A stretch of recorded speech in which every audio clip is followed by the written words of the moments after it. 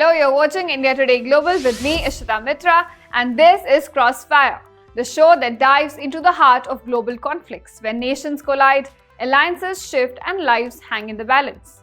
Tonight, we decode the latest ceasefire violations by Israel and Hezbollah as reported by both the sides just 2 days after they agreed upon a landmark deal.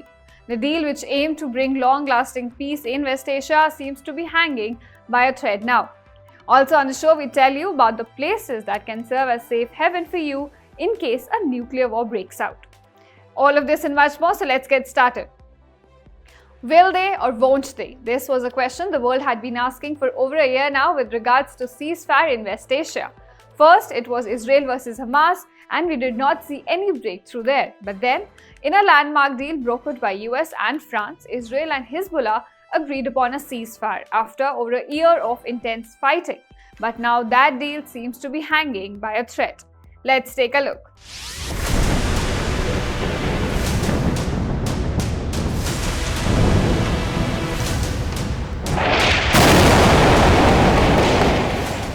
In less than 48 hours from the time truce deal came into effect, the area which was supposed to serve as a litmus test for long-lasting peace in West Asia witnessed airstrikes. As the two sides, Israel and Hezbollah, which have been engaged in conflict since last year, could not stay calm. It's just day 2 of the ceasefire, and Israel and Hezbollah have already started blaming each other for breaching the agreement. Israel says its air force carried out an airstrike targeting a Hezbollah facility in southern Lebanon, as the site was being used to store mid-range rockets. The strike took place shortly after Israeli tank fire hit several towns and agricultural fields in the southern part of the country, injuring at least 2 people. Israel claims that Hezbollah's actions, including suspected vehicles arriving at various locations in southern Lebanon, violated the truce first. Whereas Hezbollah says Israel violated the ceasefire by attacking civilians who were trying to return to villages near the border. The Lebanese army has also backed these claims, accusing Israel of breaching the ceasefire multiple times over the last 2 days. Remember, Lebanon is located to the north of Israel. Thousands had to flee the border region due to the ongoing conflict. Many Lebanese families who were displaced from their homes near the border have been trying to return and assess the damage. But what was the agreement that both sides agreed upon, and how did they violate the ceasefire? The deal allowed for Israeli forces and Hezbollah fighters to take up to 60 days to withdraw from southern Lebanon. They then were to be replaced by the Lebanese army and UN peacekeepers. During this period, neither side was allowed to launch offensive operations, and there was hope that the temporary truce could pave the way for long-lasting peace. But Israel's strike marks a serious violation. Lebanese sources reported the strike was carried out near Baisaria, which is located in the north of Litani River, an area at the heart of the dispute. So while the deal states that Hezbollah facilities must be dismantled south of the Litani River, it does not mention facilities north of the river. This grey area is now causing more trouble.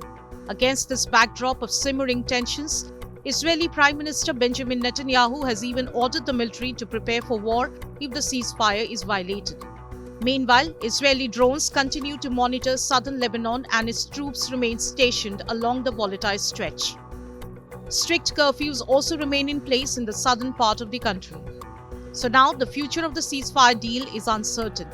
With more than 3,900 fatalities reported on the Lebanese side and 45 deaths in northern Israel since October 2023, one can only hope that both sides will stick to their end of bargain. Bureau Report, India Today Global.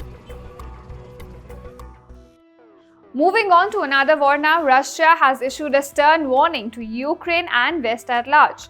It says it will use its Oryshnik missiles against Ukraine in combat conditions, while adding that Ukraine's decision-making centers could be on its target list. Now, this comes after Moscow carried out its second biggest attack on Ukraine's energy infrastructure this month, causing deep power cuts across the country. Now, how will this attack impact the ongoing war? Our next report decodes it for you.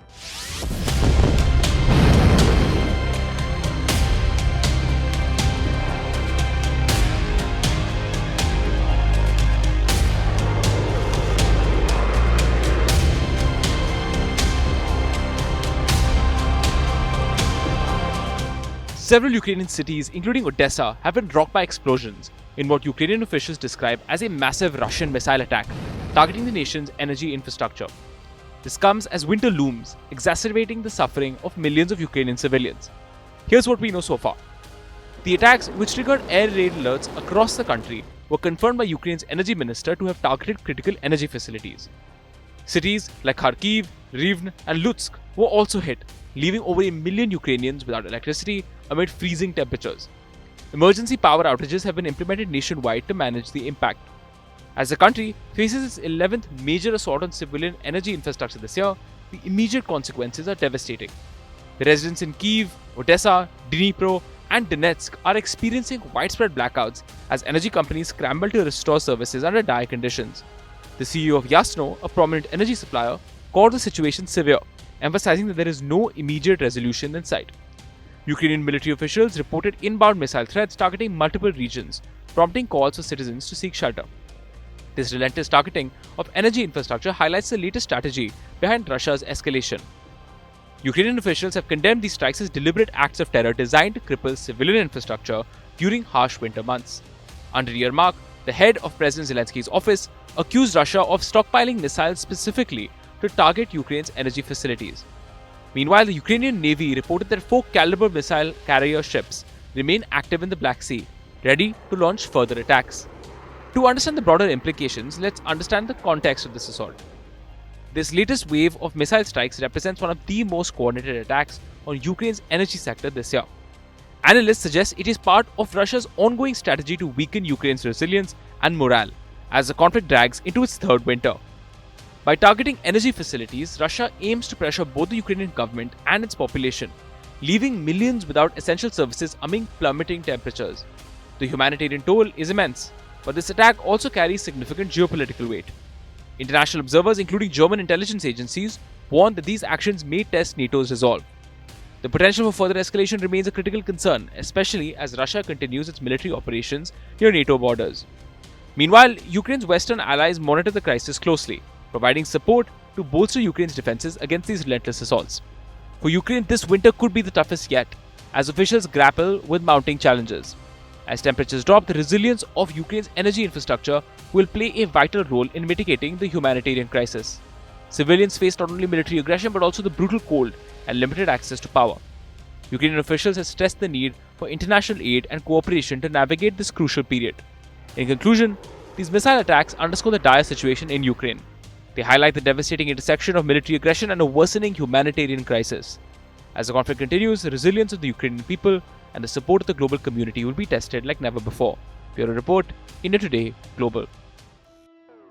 India successfully tested K-4 submarine-launched ballistic missile from INS Arighat. So to understand what the successful test of a nuclear-capable missile means for India's defense and regional security, listen into this exclusive conversation with India Today Global's Shivarur.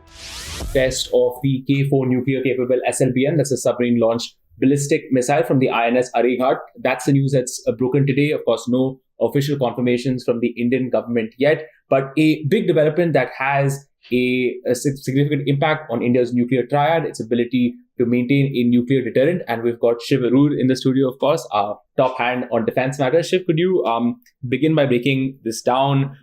This test, this K4 nuclear-capable SLBM, what does it mean? What is an SLBM? What is a nuclear triad? Could you break it down for us? Yeah, so Shashank, thanks for first of all for having me on ITG Global. You guys are doing a fabulous job in breaking down these complex stories.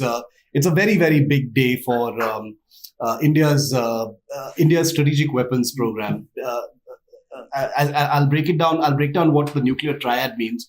But like you rightly pointed out, the K4 is basically a ballistic missile that's launched from a submarine, which might sound simple enough, but it's a very, very technically complex kind of weapon. You know, unlike a missile launched from land or fired from an aircraft, something that's launched from a submarine basically needs to emerge from a submarine hatch, swim through many meters of water, and then sort of break the ocean surface. Its rocket motor needs to ignite, and then it needs to travel towards its target. The K4, which was fired yesterday, has a range of 3,500 kilometers. It wasn't test fired for the first time But the reason why this is a milestone test, Shashank, is that it was fired for the first time, like you said, from an operational submarine. The INS Arighat is India's newest ballistic missile submarine. It was commissioned just a couple of months ago, if I'm not mistaken, and therefore this is a premier weapons test in every respect. You've got a spanking new submarine. You've got this missile that's been waiting for this submarine to enter service, so it can be tested from the platform that is going to carry this missile in the future, and therefore it was. I hear it was a successful test. There's some buzz on social media about why the government hasn't announced it, and I want to tell everyone that I cannot recall a public press release or a government statement on any previous submarine-launched ballistic missile. I may be wrong. There may have been statements about some of the shorter range weapons like the K-15, which is a 750-kilometer weapon. But as far as the K-4 is concerned, which began testing sometime in 2019-2020, I don't recall any public statement. So I don't think anyone should be surprised that there is no big PIB press release about this, because it is, after all, a sensitive weapon system. It's something that you don't usually talk about very much, but the world knows it exists, and that's usually enough for India. Now, one single test is very important, but obviously it means that there are going to be more tests before it becomes, quote unquote, operational, which means ready for a nuclear strike.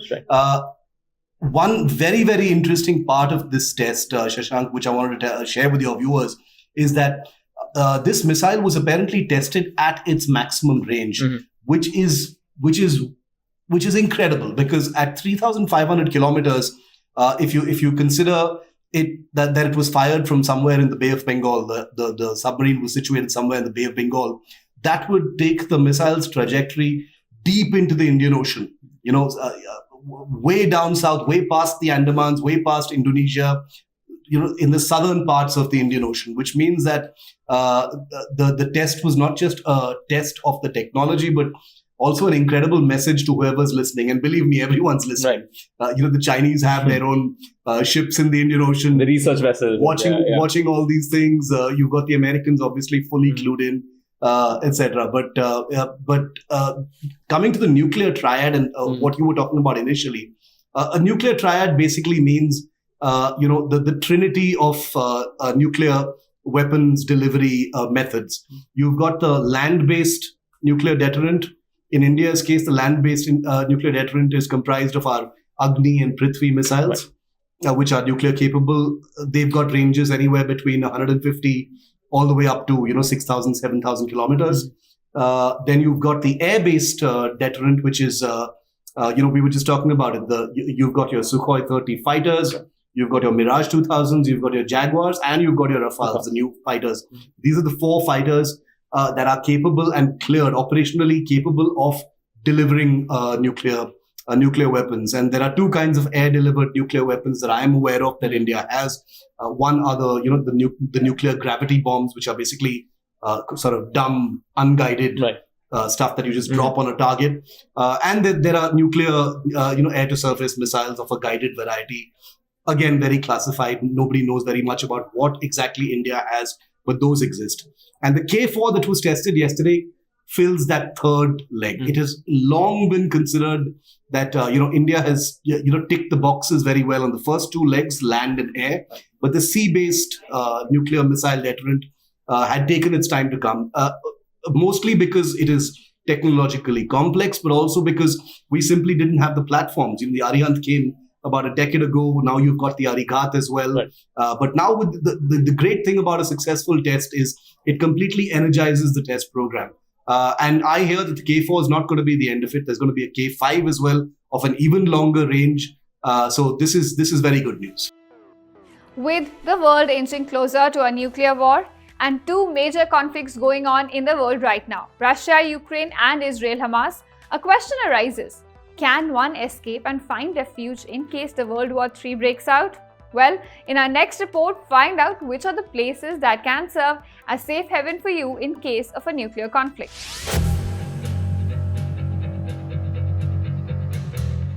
With global tensions rising, and the fear of a nuclear conflict looming, the question on many minds is, where would one be truly safe?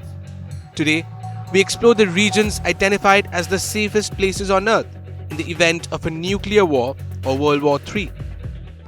According to a recent analysis by the Safe Zone, 8 regions around the world stand out to be as potential refuges. These locations are considered least likely to experience the catastrophic impacts of a nuclear conflict, including fallout and direct attacks. Leading the list is New Zealand, known for its isolation and non-aggressive foreign policy. Its location, far from geopolitical hotspots, makes it a top choice for safety. Similarly, Australia, with its vast and sparsely populated landmass, offers refuge due to its distance from major conflict zones and stable governance. Iceland is another notable option. With no standing military and a low population density, it stands as a peaceful haven. Its location in the North Atlantic adds to its safety from global conflict. Greenland, a largely uninhabited territory, offers vast areas away from urban centers, making it a viable safe zone during global unrest. Canada also ranks high on the list. Its extensive wilderness and political stability provide safety for those seeking refuge. Similarly, parts of Scandinavia, such as Norway and Sweden, are praised for their historical neutrality, strong social systems, and low population density. The Alps, particularly areas in Switzerland, offer natural protection. Their mountainous terrain could shield against nuclear fallout and other wartime threats. Finally, remote areas in South America, particularly in Chile and Argentina, are considered safe. Their distance from major military powers and low likelihood of being targeted add to their appeal. But what makes these regions safer than others? Experts highlight 3 key factors. Firstly, all of these areas are remote, thus, they are far from major population centers and are less likely to face attacks or fallout. Secondly, most of these countries have natural foreign policies and strong governance, and thus are less likely to become targets. All of these nations are without nuclear weapons, are often overlooked during conflicts. While these regions offer potential safety, they underscore the importance of preventing conflicts altogether. Global peace and diplomacy remain the best defense against catastrophe. As we consider these safe havens, let this remind us of the critical need for international cooperation. Preparing for safety is wise, but striving for peace is essential. Well, that's it on this episode of Crossfire. Stay tuned to India Today Global, where we simplify geopolitics for you.